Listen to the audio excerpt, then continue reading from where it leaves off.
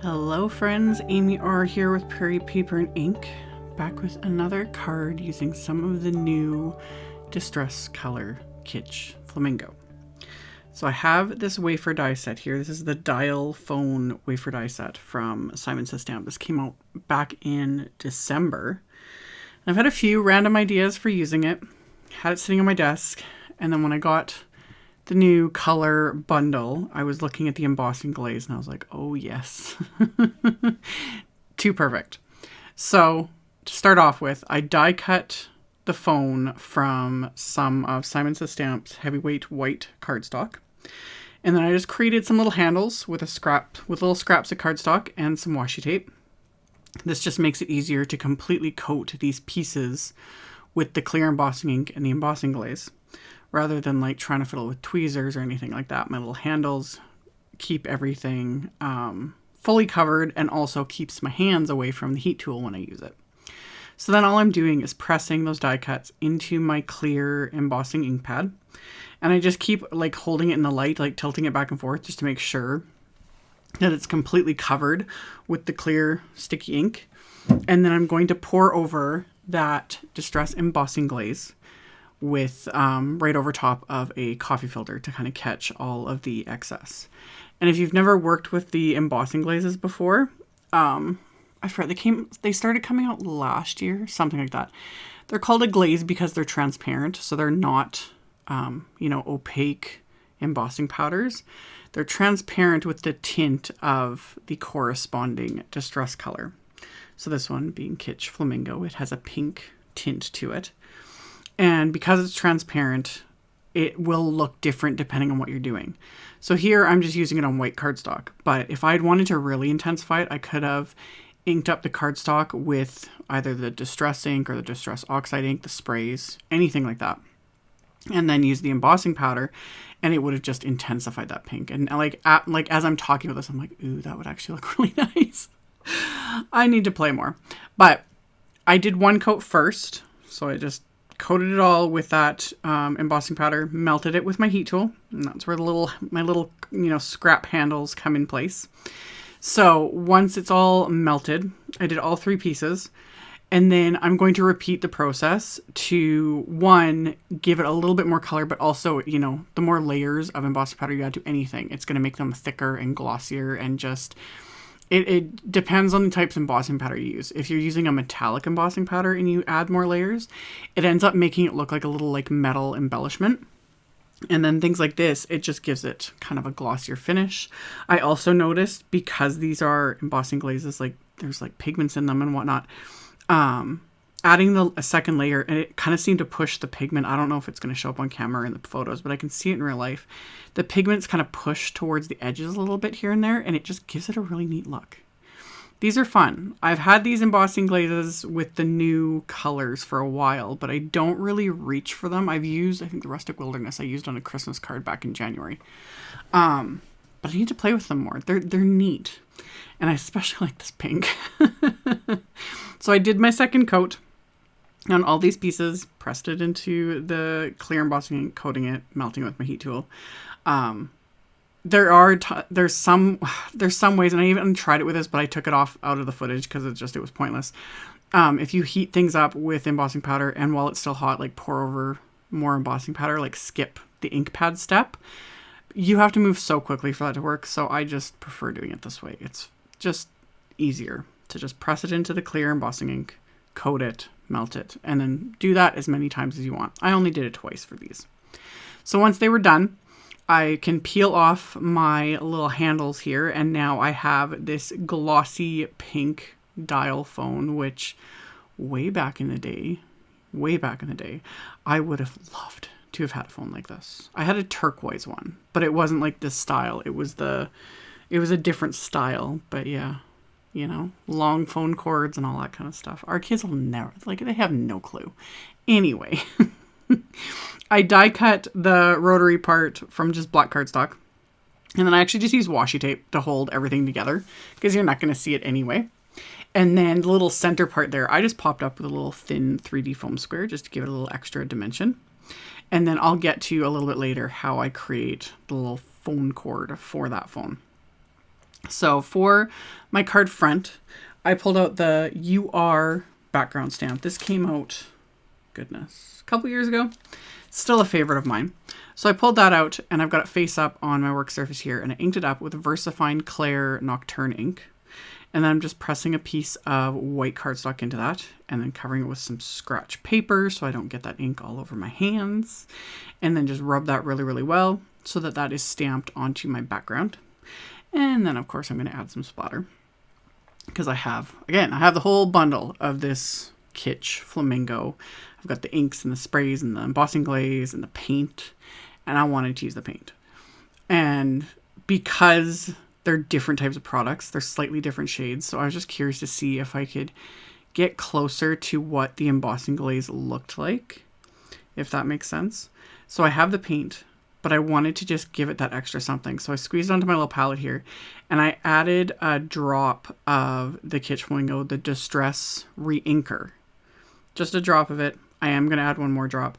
FYI though, when you're working, regardless whether you're working distress paint or just like acrylic paint in general, if you are adding things like ink re-inkers, like ink pad re-inkers, whether it be a distress one or for other inks, just be aware that more often than not that this will cause the paint to take a lot longer to dry, because when you do splatter like this with craft paint, distress paint, etc., it dries really quickly. Like, you know, when I splatter a background, it dries quickly. But because I added that re-inker to it, that's going to slow it down, because distress inks, they're not meant to just dry out, you know? So the resins and the things that are, you know, the glycerin and whatever is added to it as an ink pad will cause your distress or your paint to take longer to dry, which I was fine with. I just thought I would point that out if you know, are playing around and mixing colors. So I just set that aside and let it completely dry, and it was good to go. And then another little experiment I did was with how I created my little phone cord. So I just got some black baker's twine, and I am coating some of it with some Ranger Multimedia Matte adhesive. Multimedia Matte dries one matte, it dries strong, and it dries clear. And it works really nicely to adhere. Like if you draw, you know, tie a little bow with baker's twine, that sort of thing. I've shown this in many videos over the years. A little dab of multimedia matte holds things in place. But doing stuff like this, like coating this baker's twine with it, I just coated it. I didn't use a lot. I just got a bit on my fingers there, ran the twine through the multimedia matte, and then I just wrapped it around that paintbrush, removed it from the paintbrush handle, because otherwise it would glue itself to the handle. But that way I've got this nice little spiral, and then I just kind of fiddled with it. It dries fairly quickly. I think it would depend probably on your climate and how much glue you use. But I had more than enough time to kind of fiddle with it here, and I'm just kind of getting it where I want it. Again, I didn't use a lot of it. It's not like oozing all over the place. Like the baker's twine absorbs that multimedia matte, but I had some time to manipulate it. I was like, I've got enough. That's all I need. And then I just let it dry, and it's good to go. So it will dry. It will not be tacky or sticky. That's another reason why I like multimedia matte. I probably could have technically done the same thing with my craft tacky glue, but multimedia matte is really good. It's one of those little bottles you should just have in your craft stash, because it comes in handy for very random things like this. So I was letting that dry. While that was drying, I had die cut the Hello Word wafer dies, and the top layer I did the same thing as I did with the phone, so I didn't bother including that in the footage. I die cut it, pressed it into my clear embossing ink, coated it with the Kitsch Flamingo Distress Glaze, melted it, did a second coat, and then I die cut a couple more layers there, stacking them together to give it that little extra bit of dimension, and I die cut the outline from some more white cardstock, and then adhered these all together. So I have this perfectly coordinated as well as glossy sentiment here. So once that is assembled, I can go on to finishing the other elements of the cards. So my baker's twine is dry, so I'm just going to set that aside. I'm going to work on the inside of my card, which is a top folding A2 card base. And I'm going to mask off right at the fold so that I don't get any ink past the fold on the inside of the card. And I've cleaned off my UR background stamp. Got it face up on my desk again. This time I'm going to ink it up with the Kitsch Flamingo Distress Oxide ink. So ink up that stamp with that, and I'm going to do the same thing as how I did the card front. So once this is inked up, I'm going to flip over my card base so that this will stamp onto the inside of my card. And that's why I masked off right above the fold there, so I don't get the top of that stamp onto the top inside of the card, if that makes sense.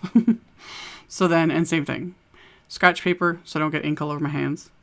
And then I just rub that all over the background, and then I can remove that, remove the masking tape, and then the entire inside of the card is stamped with that sentiment. And then for a few additional sentiments, I have the Introverts Unite stamp set from CZ Design. I've said this before. I love CZ Design's sentiments. I love all hers. Like Kathy Zielski just cracks me up. She's got some pretty snarky sentiments and stuff in her stash that I love. I love them. And then other ones like this, they just work. I just really like them. So I inked up some stamps from this set and I white heat embossed them onto some black cardstock. A couple of the sentiments don't have coordinating wafer dies, so I just had heat embossed them and then trimmed them with my paper trimmer.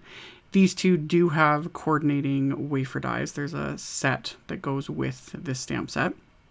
So I white heat embossed these ones onto another scrap of black cardstock.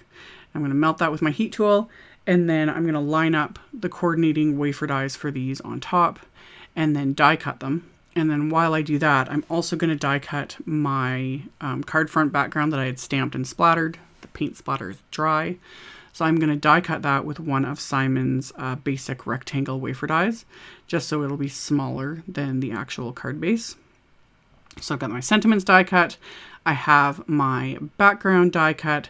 So now I need to start assembling everything. So I'm going to reinforce the fold on my card with my Teflon bone folder. Get that creased really, really well.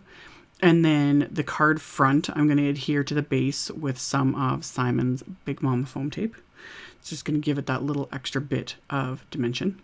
So once I've got that completely covered in the foam tape, peel off the backing, and then I can pop this onto the card base.